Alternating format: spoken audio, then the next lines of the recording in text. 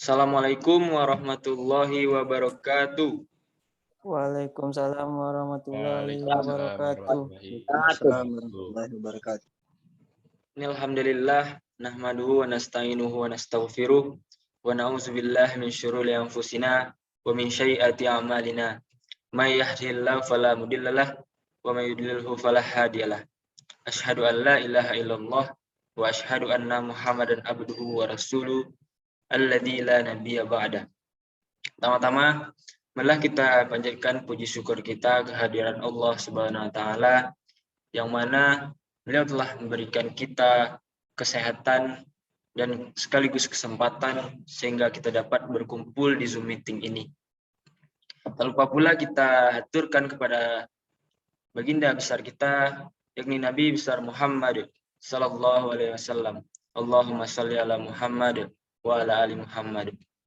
Pada kesempatan kali ini izinkan saya untuk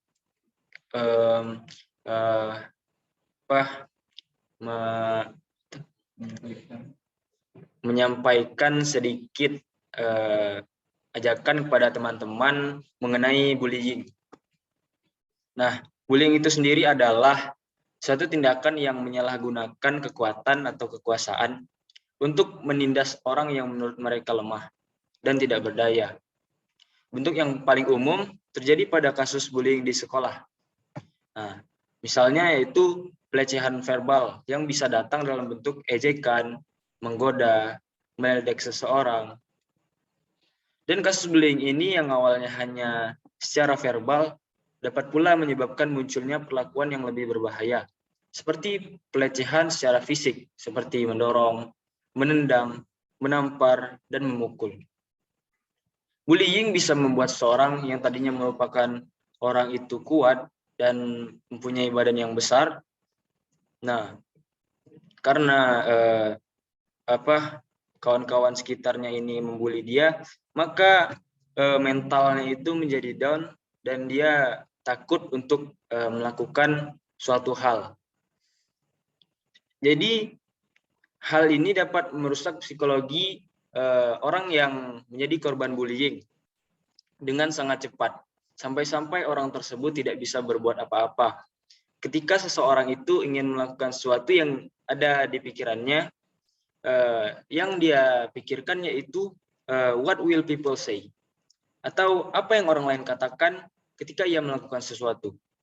Nah, dapat disimpulkan bahwa perilaku bullying adalah sebuah tindakan atau perilaku agresif dan negatif yang dilakukan seseorang untuk menyakiti orang lain dan mengganggu orang lain demi kepuasan tersendiri. Nah, perlu kawan-kawan ketahui sebelumnya yaitu penyebab bullying itu sendiri. Nah, menurut Yusuf dan Fahrudin pada tahun 2012 ada beberapa bentuk dari faktor bullying ini. Yang pertama yaitu faktor individu.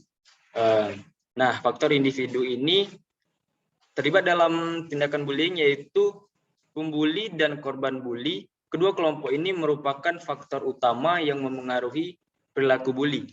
Ciri kepribadian dan sikap seseorang individu mungkin menjadi penyebab kepada suatu perilaku bully. Nah, yang kedua yaitu faktor keluarga. Nah, faktor keluarga ini biasanya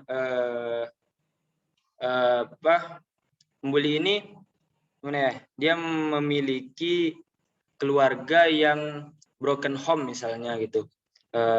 Ini ayah sama ibunya pisah gitu. Jadi dengan terjadinya kejadian itu akan membuat pemikiran dia, mental dia down, sehingga dia menjadi orang yang agresif dan kawan-kawannya di sekolahnya atau di lingkungan sekitarnya menjadi korban bullying bagi dirinya. Nah, selanjutnya faktor yang ketiga yaitu faktor teman sebaya. Nah, teman sebaya ini memainkan peranan yang tidak kurang pentingnya terhadap perkembangan dan pengukuhan tingkah laku bully.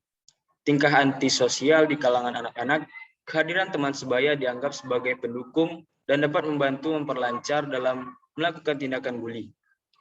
Nah, dalam banyak kasus, saksi atau teman sebaya yang melihat umumnya mengambil sikap diam dan tidak ingin ikut campur. Nah, contohnya faktor teman sebaya ini, misalnya ada kawan, nah dia satu orang, dia mempunyai teman. Nah, dia juga mempunyai orang yang dia benci gitu. Dia mempunyai dendam sama seseorang.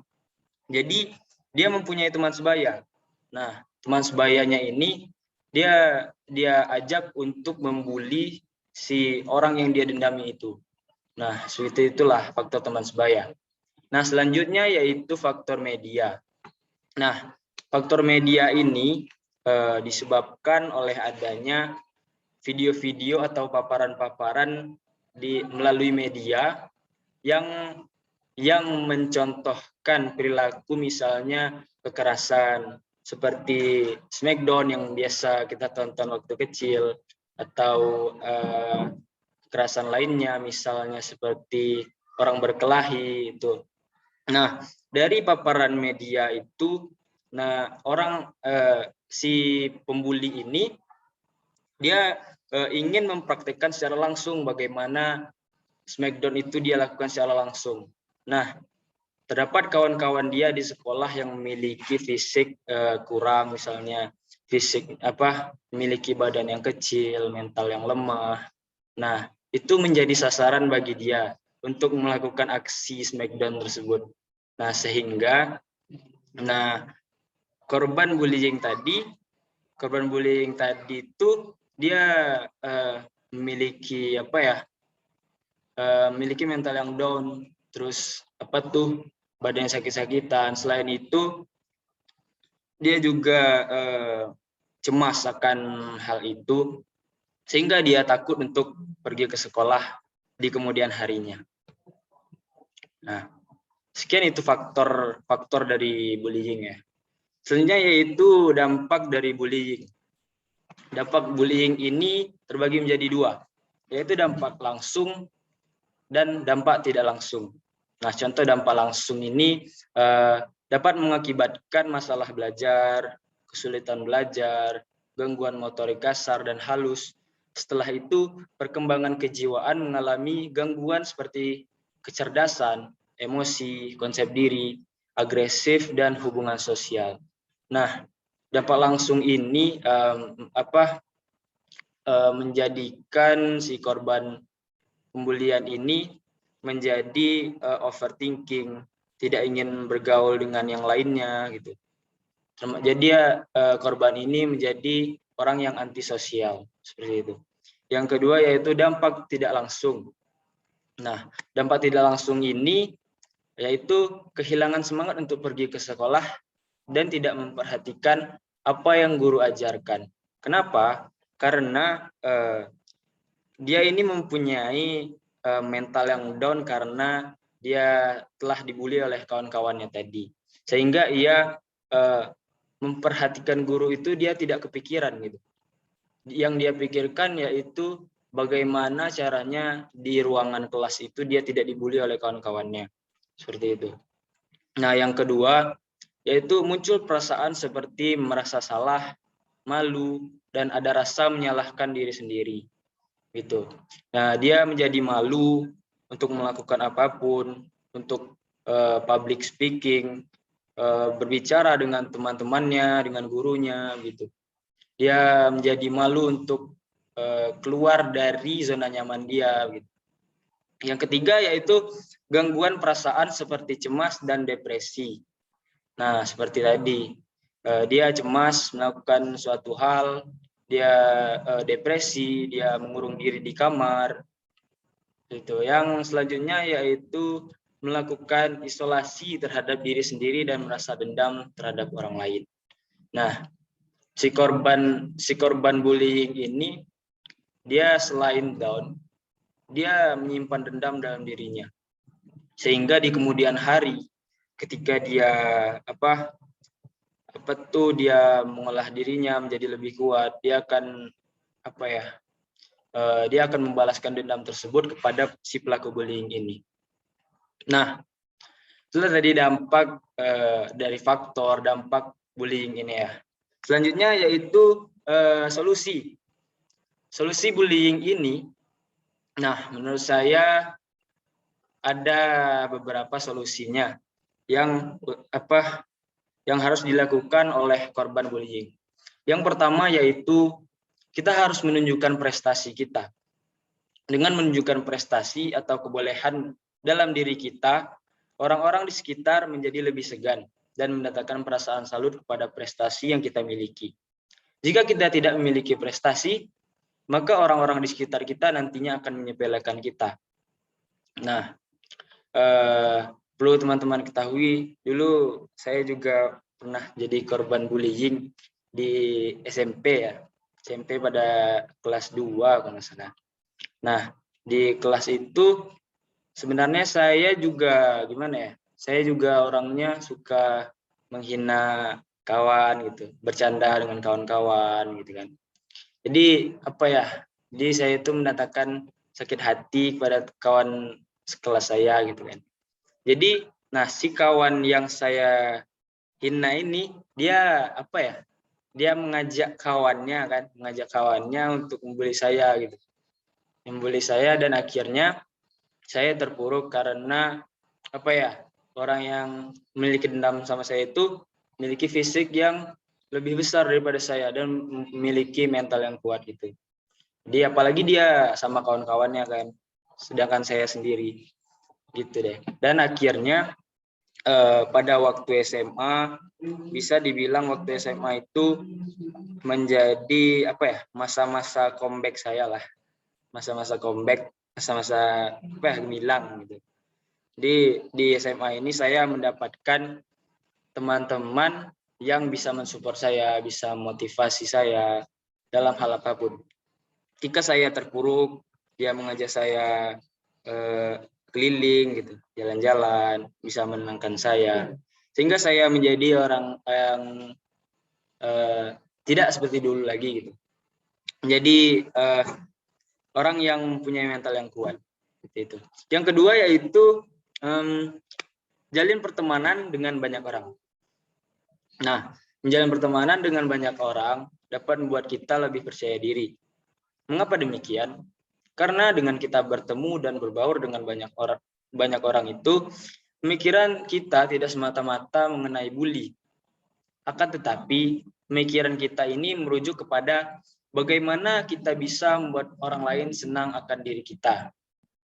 Nah, dengan kita mengenal banyak orang gitu kan, memiliki banyak teman, itu kita berpikir bahwa bagaimana kawan-kawan kita ini nyaman dengan kita gitu, nyaman dengan kelebihan yang kita miliki gitu.